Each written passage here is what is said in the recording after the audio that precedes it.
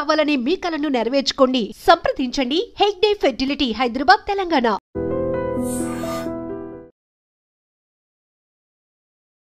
Sir, diabetes గురించి చక్కటి చిట్కాలు చెప్పారు తగ్గడానికి. కానీ ఇప్పుడు డయాబెటీస్ వల్ల కూడా అనేక రకాలుగా నరాల బలహీనత వచ్చింది. మెయిన్గా పురుషులకు ఉంటుంది. మరి మీ దగ్గర ఫుల్ నాటు వైద్యంతో అసలు ఆపరేషన్ దాకా వెళ్ళే కూడా ఇట్లా టక్కున తగ్గిపోయినాయి. మరి ఈ నరాల బలహీనతకి మీరు ఎటువంటి చిట్కాలు చెప్తున్నారు? చక్కటి ప్రశ్న అడిగారమ్మా. ఇప్పుడు డయాబెటీస్ వచ్చిన తర్వాత ఫస్ట్ అది యాక్షన్ చేసేది నర్వ్ సిస్టమ్ పైన. నరాలన్నీ బలహీనం రావడం, వాళ్ళు పర్సనల్ ఎరెక్షన్ ప్రాబ్లాన్ని కోల్పోవడం, నీరసం, దావా నడవలేరు, చెమట్లు పట్టడం, ఎక్కువ తింటే షుగర్ పెరగడం, తక్కువ తింటే నీరసం రావడం, ఇటువంటి వారందరికీ అలనాడు పాండవులు కందమూలములు సేవించిన సబ్జెక్టులు ఎన్నో ఉన్నాయి ఈ ఆయుర్వేదంలో. సూపర్. ఈ అమ్మలాంటి ఆయుర్వేదం ఈరోజు ఎందుకు ముందుకు వచ్చిందంటే ఇప్పుడు ఈ జనరేషన్కి ఆయుర్వేదం అవసరం. దీనికోసం స్వచ్ఛమైన అశ్వగంధ అలా తెచ్చి 7 భావనలు చేసి, అంటే 7 సార్లు పాలలో ఉడికిచ్చి ఎండించి దంచి వస్త్రగాళితము చేసి ప్రతి నిత్యము 1 స్పూన్ అలా పాలల్లో సేవిస్తే 40 రోజుల్లో పునర్జీవనం. 10 సంవత్సరాలుగా డయాబెటీస్ వచ్చి ఏదైతే పురుషుడు పర్సనల్గా కోల్పోయింటాడో అది మళ్ళీ రియాక్షన్ బాడీలో యాక్షన్ చేస్తుంది. ఇది నా అనుభవం, ఎంతోమందికి ఇస్తాను నా ఇంటి దగ్గర. నేను అశ్వగంధ మించిన ఔషధంబు లేదురా ఈ జగత్తులో అన్నాడు అగస్త్యులు వారు. ఎస్, అశ్వగంధ. ఎస్కే రసూల్ గురూజీ అనమాట. ఈయన గురించి తెలియని వాళ్ళు ఉండరు. నాటు వైద్యంలో ఆరితేరిన వ్యక్తి. ఈ సార్ చెప్పిన చిట్కాలు ఉపయోగిస్తే ఖచ్చితంగా మీకున్న సమస్య ఎంత పెద్దదైనా సరే చిటికెలా మాయమవుతుంది అనడానికి గ్యారంటీ ఇస్తున్నానని అయితే సార్ చెప్తున్నారు. ఈ అశ్వగంధ వల్ల మనకి నరాల బలహీనత పోతుంది. మరి ఇంకా ఏ చిట్కాలు చెప్తారో చూద్దాం. సార్, అశ్వగంధ అనేది అంటే మీరు ఇందాక అన్నట్టుగా ఆ పొడిని మనము పాలల్లో కలుపుకొని తాగాలంటారు. అంటే బయట దొరికే చూర్ణాలు వద్దు మనకి, అది అంత అద్భుతంగా ఉండదు. అసలు అశ్వగంధ దుంపని ఇలా పట్టుకుంటే ఒక వెయిట్, అందులో ఒక పరిమళం. ఆ అశ్వగంధ దుంపలని ఉదాహరణకు 1 కిలో అశ్వగంధ దుంపలను తీసుకొని 7 సార్లు కిలోకి 1 లీటర్ పాలు ఉడికించి ఎండించి దంచి వస్త్రగాళితం చేసి ఆ దుంపల అలా వాసన చూస్తే ఆ చూర్ణాన్ని వేగంగా పరిగెత్తి వచ్చిన గుర్రము దగ్గర ఏ స్మెల్ ఉంటుందో ఆ స్మెల్ ఉంటుంది. అంటే పాలల్లో వాటిని దంచిన తర్వాత పాలల్లో మరగబెట్టాలి. ఆ దుంపల్ని పాలలో ఉడికేయాలమ్మా. 7 రోజులు ఉడికేయాలి దాన్ని. 1 లీటర్ 7 లీటర్ ఒకటే దుంపని 1 కిలో, అదే 1 కిలో దుంపని అదే పలు మార్లు మార్చాల పాలు. ఓకే, పాలు మార్చుతూ మళ్ళీ మరగబెట్టాలి. అశ్వగంధ అప్పుడు అది అద్భుతమైన అమృతంగా, దాని మించిన అమృతం ఉండదు ఇంకా. అంతేకాదు ఎప్పుడు అభాషణ లేత అంటే ఆడబిడ్డలకి ఈ అశ్వగంధ చూర్ణాన్ని బహిష్టైన 5వ రోజు 3 ఏళ్ళకి వచ్చే పరిమాణంలో స్వచ్ఛమైన నెయ్యిలో కలిపి అలా నాలికతో సప్పరించి 1/2 కప్పు పాలు తాగి ప్రకృతి మాత ఏదైతే ప్రసాదించిందో స్త్రీ పురుషులకి ఆ కాలకృత్యం వాళ్ళు ముగిస్తే ఖచ్చితంగా వాళ్ళ సంతానం అవుతుంది. ఫైబ్రాయిడ్స్ పోతుంది, పొట్టలో గడ్డలు ఉంటాయి అమ్మాయిలకి, పీసీఓడి ప్రాబ్లం ఈ అశ్వగంధతో మటుమాయం. సుదర్శన చక్రమేనండి అశ్వగంధ అంటే. కానీ దాని అగాధమైన లోతులో చెప్పేవాళ్ళు లేక దాన్ని పక్కన పడేశారు. ఈరోజు నేను చెప్తాను, నేను హామీ ఇస్తున్నా, ఒకవేళ వీటి గురించి మీకు అర్థం కాకపోతే నాకు ఫోన్ చేయండి, నేను ఖచ్చితంగా సమాధానం చెప్తాను any time. Yes, super sir. Sir, అంటే ఇప్పుడు ఈ అశ్వగంధ అనేది నరాల బలహీనత పోగొడుతుంది, పిల్లల సంతాన లేమిని కూడా తొలగిస్తుంది. అసలు ఎన్ని రకాల ఉపయోగాలు అశ్వగంధలో ఉంటాయంటారు సార్. సరే, ఈ అశ్వగంధ ద్వారా ఇంకా ఉపయోగాలు చెప్తారా, లేకపోతే ఈ నరాల బలహీనతకి ఇంకేమైనా చిట్కాలు చెప్తారా? ఈ అశ్వగంధని తాటిబెల్లం కలిపి పాలలో సేవించే పురుషులు డయాబెటీస్ వల్ల ఏదైతే బాడీలో కోల్పోయింటారో మజల్స్ ఈ వీక్ అయిపోయింటాయి, ఈ తొడలు కాళ్ళు బక్కగా అయిపోయింటాయి, అది మళ్ళీ 90 రోజులు సేవిస్తే పునర్జీవనం మొదలవుతుంది. అశ్వగంధ సగం మంది అది టేస్ట్ బాగోదు, నా వల్ల కాదు అని వాడకుండా ఉంటారు సార్. వాళ్ళకి మీరు ఏం చెప్తారు? రుచులు కోరిడి నాలుక వేశ్య నాలుక. ఔషధం రుచి ఉండకూడదమ్మా, ఔషధంలో ఉన్న బెనిఫిట్ తీసుకోవాలి కానీ రుచులు చూడకూడదు మనం. మీరు అన్నట్టుగా అందులో తాటి బెల్లం కలుపుకుంటే కొంచెం రుచి మారే అవకాశం ఉంటుంది. అసలు ఇక్కడ మనం మెకానిజం గురించి ఆలోచన చేసి తాటి బెల్లం అసలైన కాల్షియం, ఐరన్, అందులో ఉండే ఐరన్ ఏమిట్లో ఉండదు. ఇక అశ్వగంధలో సమస్తము. ఇక్కడ ప్రాచీన గ్రంథాల్లోకి వెళ్తే పులిప్పాన్ గారు అగస్త్య మహామునికి అడుగుతారు, గురువుగారు ఈ వ్యాధిగ్రస్తునికి తీవ్రత అధిగమించింది, నాకు ఈ వ్యాధి గురించి దోహదపడలేదు, ఏం చేయాలంటే పెన్నేరు దుంపల చూర్ణం ఇవ్వమన్నాడు. పేరు చెప్పిన వ్యాధికి పెన్నేరుగడ్డే అన్నాడు. పెన్నేరుగడ్డ అంటే అశ్వగంధే. ప్రతి ఒక్కరూ వాడచ్చు, బుడ్డగాలనికి బుడ్డమ్మల్నికి ముసలోళ్ళ వరకు ఈ మీరు వాడండి, మీరు వాడండి చక్కగా. అంటే అశ్వగంధ నార్మల్గా ఏదో నరాల బలహీనత ఉన్నప్పుడే కాకుండా రెగ్యులర్గా వాడినా మంచిదే అంటారు. అద్భుతంగా పనిచేస్తుంది అశ్వగంధ. దాన్ని కరెక్ట్గా వాడాలి. కానీ బజార్లో అమ్మే కొట్లలో అది మంచిది కాదు. 1 కిలో తీసుకోండి, ఒక 1000 రూపాయలు మంచి క్వాలిటీ వస్తాయి అశ్వగంధ. వాటిని శుభ్రంగా బయట ఈజీగానే దొరికే అవకాశం దొరికేస్తాయి. పౌడర్ వద్దమ్మా, మీరు తయారు చేసుకోవాలా. మనము అశ్వగంధాని 1 కేజీ తెచ్చుకొని పాలల్లో మరగబెట్టి తీసి మళ్ళీ అట్లా 7 రోజులు ఫ్రెష్ పాలు తీసుకొని మరగబెట్టాలి, తీయాలి. లాస్ట్ ఏ రోజైతే తీస్తామో ఆ చూర్ణాన్ని మనం మళ్ళీ ఫ్రెష్ గా గోరువెచ్చగా పాలు చేసుకొని అందులో కలుపుకొని అన్ని రకాలుగా వాడచ్చు దాన్ని. పిల్లలు తెలియని పిల్లలకి ఏం చేస్తారు, అన్నంలోకి వేసేయండి, అన్నంలో కలిపి ముద్దలు పెట్టండి, తినేస్తారు. అవును. కానీ ఈరోజు మనం జనరేషన్లో ఆరోగ్యంగా ఉండాలంటే మాంసం తగ్గించండి. ఈ మాంసం ఏమి రుచువు, ఈ మాంసం ఆపండి, అన్ని ఆకుకూరలు తినండి, ఆరోగ్యంగా ఉంటారు. అలాడు మా అడవిలో వానరులు అంటే కోతులు కాదండి, వనాలలో నివసించే నరులు వానరులు అంటే. కందమూలములు ఆకుకూరలు దుంపలే తినేవాళ్ళు 100 సంవత్సరాలు బతికారు. మాంసం తినండి, తగ్గింది. అన్ని ఆకుకూరలు తినండి, అన్లిమిటెడ్ అన్నీ తినండి. ప్రతి సీజన్లో వచ్చే ఫ్రూట్స్ తినండి, సీజన్ తప్పించి తినకండి, అదే రోగం. రాత్రుల్లో పెరుగు ఆపండి, పెరుగు మధ్య రాత్రులు తినకండి, కఫం పెరుగుతుంది, పక్షవాతం వచ్చే ప్రాబ్లం కూడా ఉంది. మీ వాతం పెరిగి పిక్కలు పట్టేస్తా, ఈ పిక్కలు పట్టేయడమే మీకు పక్షవాతానికి సిగ్నల్. సార్ చాలా మంది ఇక్కడ కన్ఫ్యూజ్ అవుతారు, రాత్రి పెరుగు తింటేనే మంచిది, పడుకునే ముందు చలవ చేస్తుంది, కఫం పెరుగుతుంది. బాడీ మెకానిజం మాట్లాడితే ఈ బాడీలో 3 పార్ట్లు. మన బొటనవేలు నుంచి బొడ్డు వరకు వాతమని, బొడ్డు నుంచి కంఠం వరకు పిత్తమని, అక్కడి నుంచి కఫమని.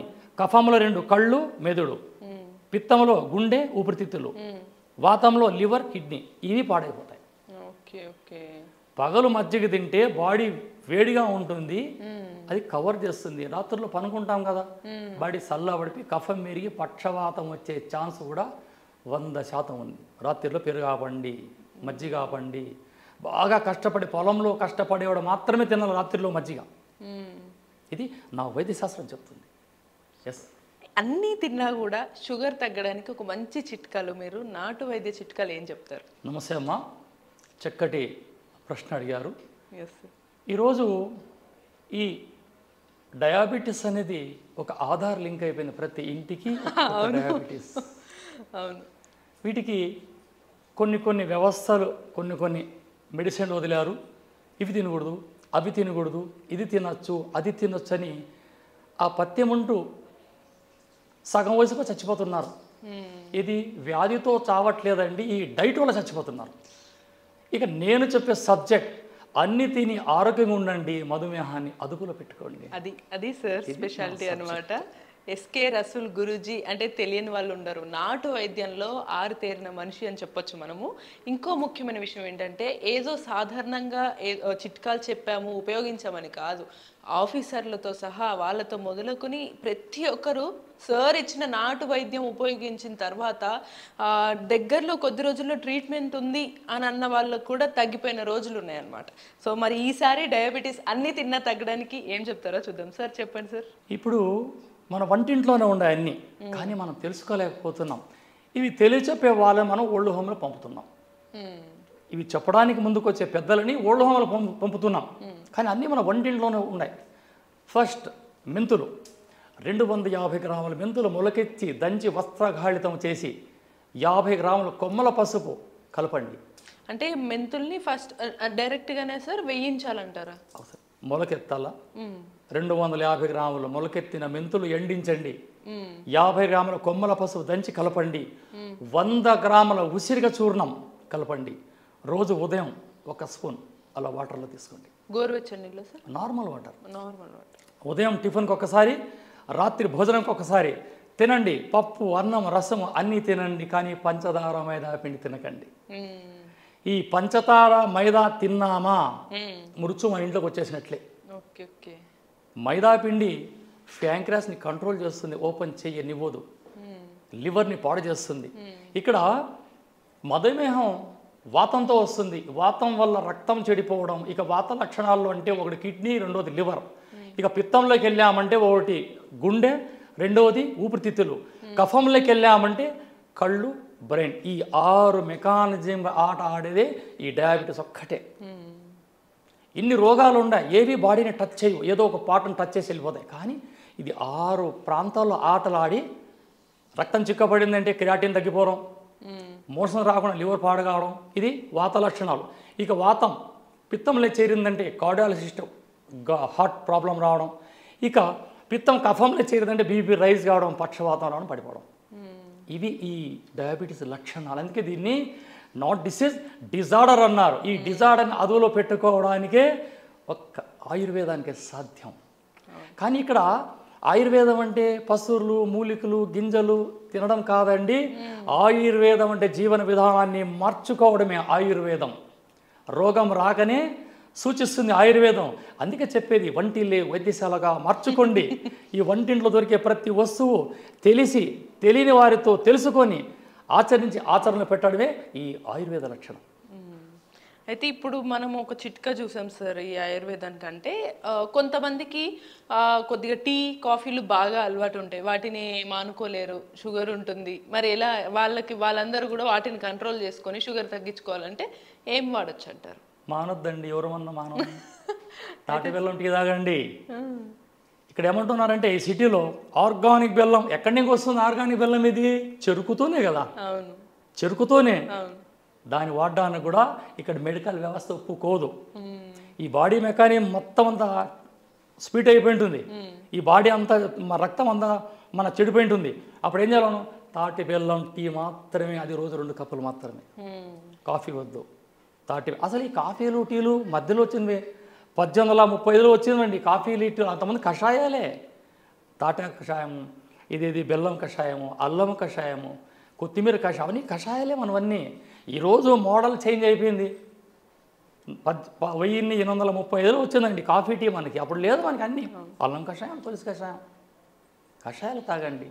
అలవాటు ఉన్న తాటి బెల్లం వేసిన టీ తాగొచ్చు, 2 అంతే. Okay sir. ఇంకా మెంతులు, పసుపు కొమ్మలు, ఉసిరికాయలు ఇవన్నీ ఎండబెట్టి దంచుకుని ఆ పొడిని నీళ్ళల్లో తాగడము, 2 పూటలు తాగాలన్నారు. ఇంకా ఏమన్నా చిట్కాలు ఉన్నాయంటారా ఈ షుగర్ తగ్గించుకోవడానికి? షుగర్ని అదుపులో పెట్టుకోవడానికి లక్షల రెమెడీలు ఉన్నాయి. కానీ ఇక్కడ స్టామినా కావాలా మనిషికి, బాడీకి పికప్ కావాలా. నేరేడాకుల కషాయాన్ని తీసుకున్న రోజు 1 కప్పు, అది డే బై డే తీసుకోవాలి. రోజు షుగర్లో పడిపోతాయి. ఇంజక్షన్లు వేసుకుంటున్న వాళ్ళను కూడా 5 రోజుల్లో ఇంజక్షన్ మాన్పించే గుణం ఒక నేరేడాకుల కషాయానికే ఉంది. ఒక 10 నేరేడాకులు 2 గ్లాసుల వాటర్లు వేయడం, బాగా మరిగించడం, ఉదయాన్నే పరిగెడడం, 1 గ్లాస్ తాగడం. అసలు ఈ టాబ్లెట్ వేసుకున్న తర్వాత టిఫిన్ తింటారు, కాస్త మధ్యాహ్నం ఆహారం తీసుకోవడం లేట్ అయితే షివరింగ్ వస్తుంది. ఈ షివరింగ్ నేను చెప్పే మెంతులు, పసుపు, ఉసిరిక ఈ పౌడర్ తీసుకుంటే 24 గంటలు ఆ సమస్య పరిష్కారం. తినక ముందే వేసుకోవాలా సార్, తాగాల సార్? తినక ముందే, టిఫిన్కి ముందుగా 10 మినిట్, రాత్రి భోజనం ముందరగా 10 మినిట్. కొందరు అంటారు మొలకలు తినండి, పులకాలు తినండి, అవి తినండి, ఇవి తినండి. ఇక్కడ ఏమన్నారు గ్రంథాలు? అన్నం పరబ్రహ్మ స్వరూపం, అన్నం తినండి కానీ మోతాదులో తినండి. ఈ డయాబెటీస్ పేషెంటే కాదు, ప్రతి మనిషి కూడా సాయంత్రం 7 కల్లా భోంచేయాలి. మేమంతా 7 గంటల కన్నా భోంచేస్తాం, తెల్లారితో 5ంటికి లేస్తాం, 1 గంట కర్ర తిప్పుతాం. ఇదే మా ఎక్సైట్. సరే, కొంతవరకు బాగా ఈ చిట్కాలు అనేవి కొంచెం స్టార్టింగ్ స్టేజ్లో ఉన్న వాళ్ళకి పనిచేస్తాయి అంటారా, లేకపోతే కొద్దిగా సివియర్గా చాలా ఏళ్ళ నుంచి డయాబెటీస్ 400 ఉన్ని 500 షుగర్ ఉన్ని నాకు ఫోన్ చేయండి, దానికి సమాధానం ఖచ్చితంగా నేను చెప్తా. భయపడే అవసరం లేదు. ఎందుకంటే ఈ డయాబెటీస్ పైన ఎంతోమంది ఆటలు ఆడినారు, కానీ నేను ఆడిన ఆట ఎవరు ఆడరు. నేను అంత రీసెర్చ్ చేశాను దీని గురించి. ఇది బాడీ మెకానిజాన్ని ఎందుకు పాడు చేస్తూ ఉంది, కార్డియాల్ సిస్టమ్కి ఏం వాడాలా, తెల్లమద్ద కషాయం వాడాలా, నరాల బలహీనానికి అశ్వగంధ చూర్ణం వాడాలా, కంటికి బాదాము సోపు వాడాలా, లివర్కి నేరేడాకుల కషాయం వాడాలా. కిడ్నీకి రణపాల వాడాలా.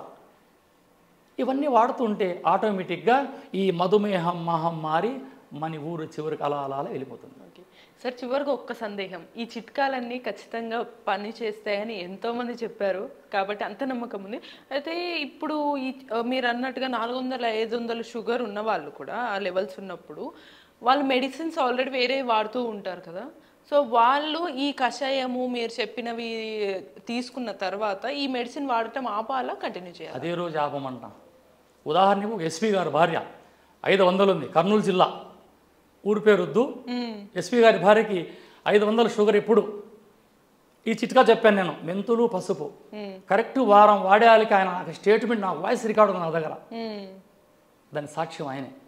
అంతేకాదు చాలామంది ఉన్నారు, నేను సాక్ష్యాన్ని నమ్ముతాను, సత్యాన్ని నమ్మనండి, నాకు విట్నెస్. అది నా మందులోని ప్రత్యేకత. అది ఎస్కే రసూల్ గురూజీ మందులో ఉన్న ప్రత్యేకత అనమాట. సో ఈసారి మీరు అన్ని చక్కగా తినండి, కానీ సార్ చెప్పిన చిట్కా పాటిస్తే మీకు డయాబెటీస్ తగ్గుతుందని చెప్తున్నారు. ఇటువంటి మరిన్ని చిట్కాలతో మళ్ళీ కలుద్దాం.